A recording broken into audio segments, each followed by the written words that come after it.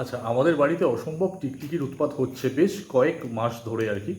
আর সেটা কোনোভাবেই তাড়ানো যাচ্ছে না, অনেক চেষ্টা করেছি বাট কোনোভাবেই কিছু হচ্ছে না। তো সেটার জন্য আমি একটা ট্রিক অ্যাপ্লাই করেছি, সেটা কি সেটাই দেখাবো। আর সেটা অ্যাপ্লাই করার পর যেন মনে হচ্ছে যে অনেকাংশে টিকটিকিটা কমে গেছে। হঠাৎ করে মাথায় এলো, তো সেটাই করলাম আর কি। আমার ঘরের সব জায়গায় লাগিয়েছি সেই জিনিসটা আর কি। সেটা কি আপনাদের সঙ্গে শেয়ার করবো, আরও একটা জায়গা মানে ওটা লাগানো বাকি আছে, তো সেই জন্য আজকে লাগাবো আর আপনাদেরকে দেখাবো। এই যে দোকান থেকে ওডোনিল কিনে নিয়ে এসেছি। ওডোনিল আমরা বাথরুমে ইউজ করি, বাথরুমের স্মেল যাতে না হয়।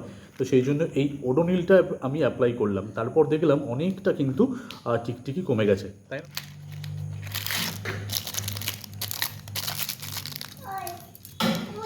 এই যে প্যাকেট থেকে এটা কেটে বার করে নিচ্ছি এইভাবে। এই যে জিনিসটা এইরকম, আর স্মেলটা কিন্তু বেশ সুন্দর। এই যে বক্সের মধ্যে এইভাবে এটাকে রেখে দিলাম, বক্সের মুখটাকে লক করে দিলাম। লক করার পর আমি আমার ঘরের দেওয়ালে এটাকে টাঙাবো। তো সেই জন্যে আগে প্রথমে গার্ডার দিয়ে বা রাবার ব্যান্ড দিয়ে এটাকে ব্লক করে নিলাম যাতে এটা বেরিয়ে না যেতে পারে। আরেকটা রাবার ব্যান্ড আমি ওপর থেকে মানে লাগিয়ে দেবো, যাতে এটা একটা লক মতো বা একটা আংটা মতো হয়ে যায়, যেখানে আমি এটাকে হ্যাং করতে চাইছি সেটা আমি হ্যাং করে দিতে পারবো।